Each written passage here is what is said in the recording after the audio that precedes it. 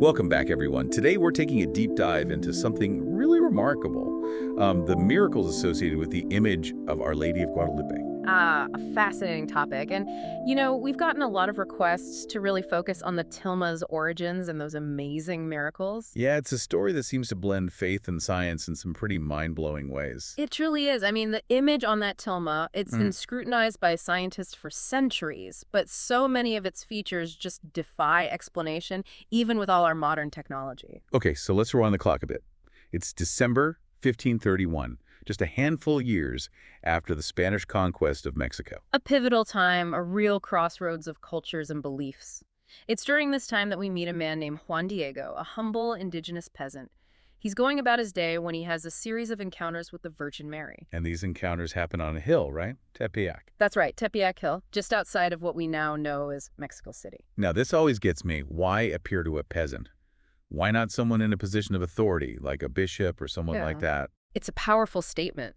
By appearing to Juan Diego, someone from a marginalized community, she elevates the voices of those often overlooked. A message of hope, in a time of immense change. And she doesn't just appear, right? She asks Juan Diego to do something. She does. She asks him to go to the archbishop and request that a church be built on that very spot, the spot of her apparition. Seems straightforward enough, right? You'd think so. But the archbishop is skeptical, understandably. He wants proof, something more than just Juan Diego's word. And that's where things take a truly miraculous turn. So what happens? The Virgin instructs Juan Diego to go back to the hillside and gather roses. Sounds simple, right? Except it's December. Roses shouldn't be blooming. Oh, wow. And yet, miraculously, he finds them. He gathers these roses in his tilma, which, for those who might not know, is this simple cloak made from I-8. I-8, that's like a coarse fabric, right? Exactly. It's made from cactus fibers, pretty rough, and it typically wouldn't last more than 20, maybe 30 years before just, decomposing. So he goes back to the archbishop with these roses. Then what? He opens his tilma to present the roses, and boom, there it is, an image of the Virgin Mary imprinted on the fabric. 500 years later, people are still drawn to that very image at the Basilica in Mexico City. It's incredible. It really is. And it's that image with all its incredible details that we're going to explore today. Okay, so let's start with the tilma itself. You said that I-8 fabric usually breaks down in a couple of decades, right? Yeah. Yet here we are, centuries later, and the tilma is still intact. And it's not just intact. Scientists have studied it extensively, and they haven't found any traces of paint or dyes. How that image was created, it's still a complete mystery. I mean, that alone is pretty mind-boggling. Yeah. But then you get into the details of the image itself, and that's where things get really interesting. Oh, absolutely. Like her eyes, for instance. You familiar with that? I've heard something about, like, reflections in her eyes. Yeah. Ophthalmologists, they've studied the eyes, and get this, they've actually found reflections of figures. Wait, like you can actually see people reflected in her eyes? It's pretty detailed. It's believed these figures are Juan Diego, the archbishop, and others who were present when the image was first revealed, like a snapshot in time. That's wild, like a divine photograph almost. It is something, isn't it? And there's more. The tilma, it maintains a consistent temperature of 98.6 degrees Fahrenheit. Like a human body temperature. Precisely. I'm getting goosebumps just thinking about it. And there's something about stars on her mantle too, right? Ah, you're talking about the star pattern on her cloak? Researchers have looked into this, and what they've found is amazing. The stars, they align perfectly with the constellations that would have been visible over Mexico City on the night of December 12th, 1531. The night of the apparition. The very same. That's truly amazing.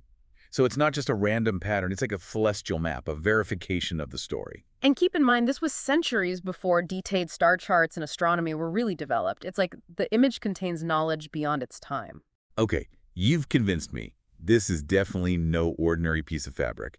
And we haven't even gotten to the bombing and that acid spill yet. I can't wait to hear about those. Yeah, those stories are incredible, real testaments to the tilma's, resilience.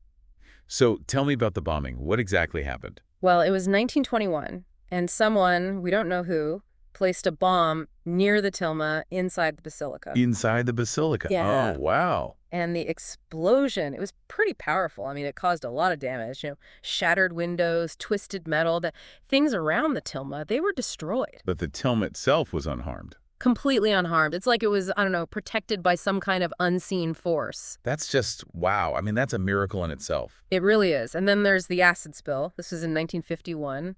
A worker was cleaning the tilma, I think, and accidentally spilled some nitric acid on it. Oh no, nitric acid. That's just like highly corrosive, right? Yeah, it can eat through metal. And it caused some serious damage to the image. Oh, I bet that caused a lot of panic. I'm sure it did. But here's the amazing part.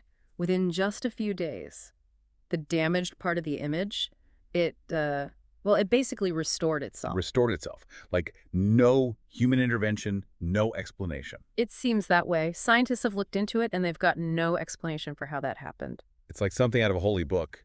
But it's real. It's documented, studied by, like, real scientists. That's what's so fascinating about this tilma. I mean, scientists can tell us about the materials, the pigments, the light reflections, but they can't fully explain these things, you know? The preservation, the healing, it's like, well, it defies our scientific understanding. It really does.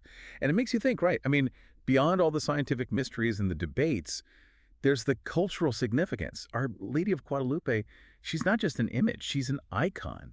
She's a symbol of hope and faith for so many people. You're absolutely right. She holds a very special place in the hearts of millions, particularly in Mexico and Latin America. So can you tell us a little more about that? You know, what makes her so central to the faith and culture there? Well, think about the context, right? She appeared to Juan Diego, an indigenous peasant, just a few years after the Spanish conquest. A time of huge upheaval. Exactly. And by appearing to someone from the marginalized indigenous population, not, say, a Spanish official or someone in power, it created this bridge between two cultures that were in conflict. So she becomes a symbol of, like, unity, of hope during a very turbulent time. Yeah, you could say that. Her image, it definitely played a role in the conversion of many indigenous people to Christianity. But it wasn't just forced assimilation or anything like that. It was more like a merging of cultures, a blending of indigenous and Catholic beliefs. Kind of spiritual and cultural reconciliation almost. In many ways, yeah. And you see that reflected in the image itself. Like, for example, she's wearing a black sash, right? Yeah. Well, in Aztec culture, a black sash symbolized pregnancy. So it subtly points to her role as the mother of Christ. Right. But using this indigenous symbol, and that blending is so powerful. It's like saying this message of love, of compassion, of hope, it's universal. It transcends cultural boundaries. And it certainly transcends time. I mean, look at the millions of people who make the pilgrimage to the Basilica every year to see her image. One of the most visited Catholic shrines in the world. And her image is everywhere, not just at the Basilica. I mean, in homes, in churches, on tattoos, murals. It's like she's woven into the very fabric of the culture. She is. And let's not forget the stories. I mean, beyond what we've already talked about, there are all these accounts of unexplained phenomena surrounding the tilma, people seeing different expressions on her face, subtle shifts in her posture depending on their perspective. Wait, are you saying the image changes depending on who's looking at it? Well, there are a lot of people who say that. They describe it as like the image is alive, responding to them in a very personal way. Some even say they've heard a heartbeat, like a faint pulse coming from the tilma. A heartbeat. Okay, wow. That's a lot to process. Yeah. I know, it's a lot. But that's the thing about Our Lady of Guadalupe, you know? The deeper you go, the more layers you uncover, the more mysteries there are to explore. You mentioned earlier that there are even more details that we haven't talked about yet. What else is there? I'm definitely intrigued. Well, there's the flowers she's holding, for instance. Some botanists think they aren't even native to Mexico, and that they have specific symbolic meanings connected to the Virgin Mary in European tradition. Interesting. And her robe, the color, that specific shade of blue-green, it was a very special color to the Aztecs. They associated it with their deities. It was highly prized. Another subtle nod to that merging of cultures. It's amazing how everything has this deeper meaning, this layered significance. It's like a giant tapestry woven with symbolism and miracles. It really is. This whole deep dive has been, well, humbling, to say the least. It's just sparked this renewed sense of wonder in me, you know? Like a desire to learn more, to dig deeper into all the history and symbolism surrounding Our Lady of Guadalupe. That's the beauty of this story, I think. It keeps inviting us to explore, to question, to be open to the possibility of the miraculous, even in our own lives. Yeah, it's a story that just keeps unfolding, you know? Yeah. Every layer you peel back, there's something else, some new insight or connection. And it's a story that keeps on giving. That's why it still resonates with people after all this time, right? It's not static, it's living, it's evolving. It is, and it's woven through with so much symbolism. We've talked a lot about the miracles, the unexplained phenomena associated with the tilma. But honestly, I think the real miracle is the impact. The impact this image has had on people's lives. You're right, you're right. I mean, the conversions, the hope it inspires, the way it brought cultures together, that's miraculous in its own way. Yeah, that cultural impact, especially how it blended those indigenous and Spanish traditions, that's something that still resonates today. Think about it. I mean, this image, it really helped to shape the identity of a nation, you know? It hmm offered comfort, strength during times of oppression. It's still a beacon of faith for millions. It's a reminder that faith, it really can move mountains. Even when things are tough, when there's uncertainty, there's always hope. And Our Lady of Guadalupe, she embodies that hope. She represents a mother's love, you know, Hmm. a protector, a source of guidance. This whole deep dive, it's been really profound. It's uh it's definitely deepened my own appreciation for the story, for all the mysteries of our faith, for just the power of belief. And that's the power of this story, I think. It invites us to keep searching, keep asking those questions, and be open, you know?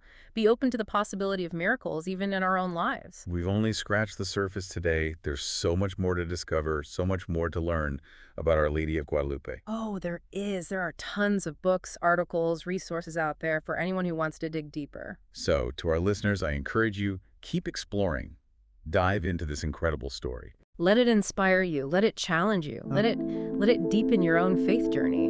It's a story that has the power to change lives, and that in itself is the greatest miracle of all.